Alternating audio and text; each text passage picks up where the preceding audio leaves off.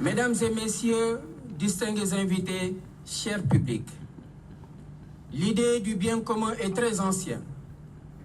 Dans la profondeur de la sagesse africaine, d'après les travaux du professeur Cheikh Anta Diop, de l'Égypte négro-pharaonique à nos jours, le sens du bien commun a toujours été le fondement de toutes les sociétés. Dans la philosophie africaine de l'Ubuntu, par exemple, elle s'annonce comme suit, je cite, « Je suis parce que nous sommes », fin de citation. Elle rappelle que notre destin individuel demeure intimement lié au destin collectif. C'est pourquoi, jeunes talents de notre pays, à la croisée d'identités multiples, cheminez fièrement avec les autres, mais tout en gardant vos valeurs de civilisation. N'entrez pas dans la mondialisation en oubliant que vous êtes porteur d'un riche potentiel immatériel qui peut servir toute l'humanité.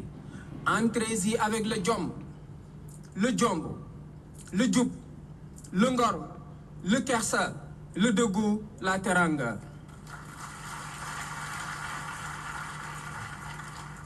Entrez-y surtout avec le yar, c'est-à-dire la bonne éducation. Le grand poète Serigne Mbaye Diakhaté écrit à ce propos: Abiyar le défi rawenit, abiyar le défi soutenit, abiyar le défi gënenit, nedu alal mba rëyax. Fin de citation.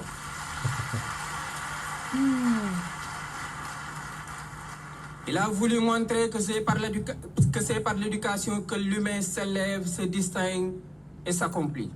C'est pourquoi l'école sous toutes ses formes, lieu où se dessine chaque jour l'avenir de la jeunesse, apparaît comme l'espace le plus naturel pour préserver, faire vivre et transmettre les valeurs et les adapter aux réalités de notre temps.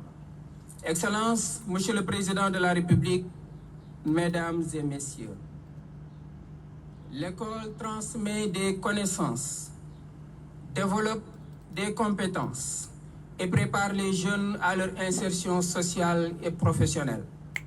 Mais sa mission dépasse largement l'acquisition des savoirs académiques. Elle consiste également à préparer les élèves à vivre ensemble, à exercer leurs droits avec responsabilité et à participer activement à la vie de la cité. Dans la salle de classe comme dans la cour de récréation, les élèves apprennent progressivement que la réussite individuelle s'inscrit toujours dans une dynamique collective. Les travaux de groupe, les activités culturelles, les projets scolaires leur enseignent l'importance de la coopération, de l'entraide et du partage des responsabilités. L'école est le lieu où l'on apprend que la diversité n'est pas une menace, mais une richesse. Que l'humanité n'a de sens que lorsqu'elle s'ouvre à l'humanité. Que l'identité n'a de sens que lorsqu'elle s'ouvre à l'humanité.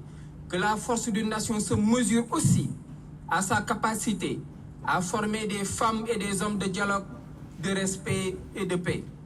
Lorsque l'école apprend à un enfant à penser, à écouter, à argumenter et à respecter la dignité de l'autre, elle accomplit davantage qu'une mission pédagogique.